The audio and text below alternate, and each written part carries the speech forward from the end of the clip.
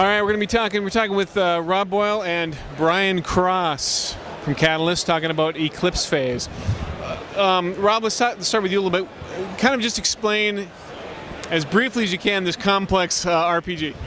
It's a transhuman science fiction, post-apocalyptic, with a bit of a horror and conspiracy bent.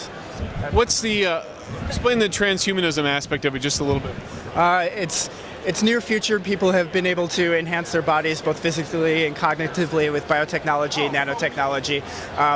The main shtick of the game is that people are able to digitally emulate their consciousness, upload themselves onto a computer, and download into a new body. So you can switch your body. Your body is like gear. So you can kind of customize your body for different missions. If you can do that, is it possible then for your character to ever die at all? It is. I mean, it's been referred to by some people as a save point system, but that doesn't keep them.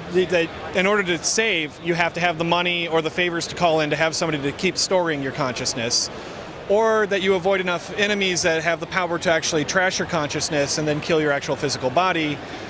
And the other thing that happens, it is a game of transhuman sci-fi horror. So over time, the horrible things characters see, the horrible experiences they have build up, and if you don't seek professional help, it is possible for your character to slowly go insane.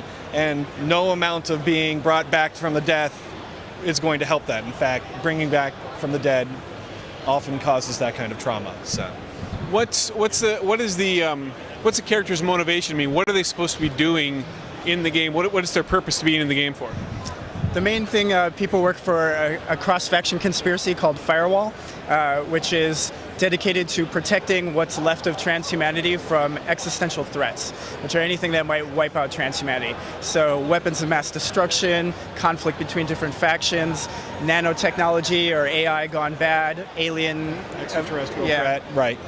Oh, so there is an extraterrestrial aspect in the game as well? There is. Humanity, to the knowledge of most people, has made contact with one extraterrestrial species called the Factors, who are truly alien. We're not talking cat people with, different culture here. They are the closest analog we have is slime mold, I think is what we said. Yeah, evolved slime molds that communicate through spores. So there's a language barrier initially with them, and they basically showed up to let us know that we should stop doing whatever we're doing and that we've been quarantined to our solar system, which we haven't obeyed. The game setting itself, is it static in the sense that you're going to have, you have the main rule book, then you have a few setting description books, I'm sure, to be coming out, or is there a plot that you're going to advance similar to other Catalyst games? Yeah, there will be an activated storyline. We're not going to get to it right away. We're going to, first couple of books are going to be exploring the setting, but in about a year, we're going to jump in, activate the storyline, and start ahead with some plots. And the other thing is because it is a Creative Commons licensed product, we're encouraging people to go and make their own storylines and put them up. And I mean, we have our vision of where we see the game world going, but by all means, if that's not your vision, run with it. We encourage that. What made you decide to do it in that way? To do Creative Commons? Yeah.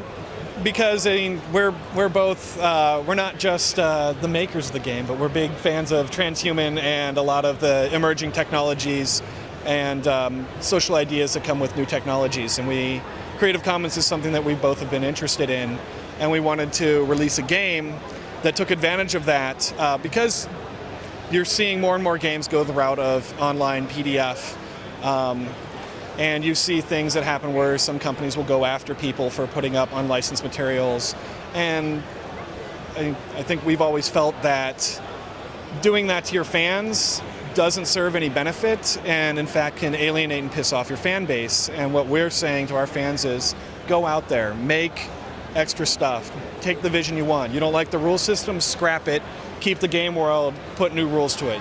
You like the rule system, but you think the game world needs to be further in the future, go for it.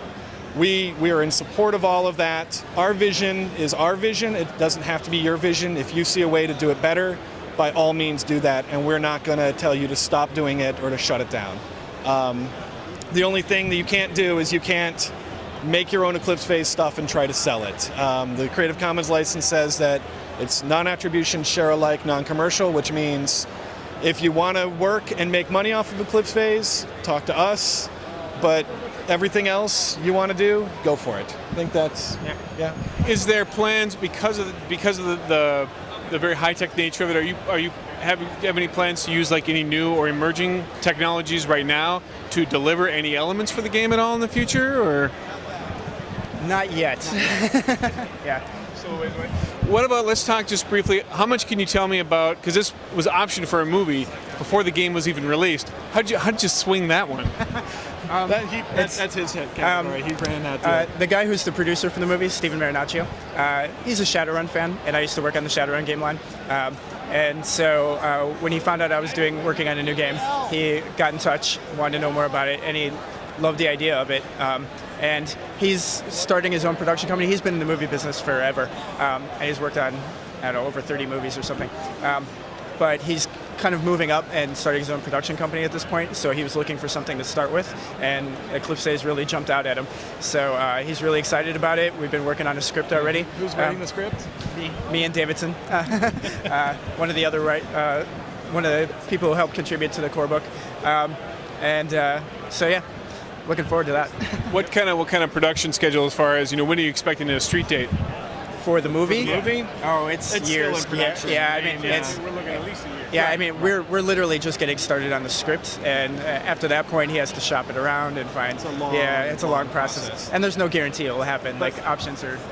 But we're hoping, given the fact that Hollywood keeps recycling old ideas, that this is definitely something. I mean, somebody asked us last night, what movies is this like? And it's like novels and graphic novels, and maybe some television series, but not really any movies that are out there that have really dealt with these types of transhuman sci-fi elements.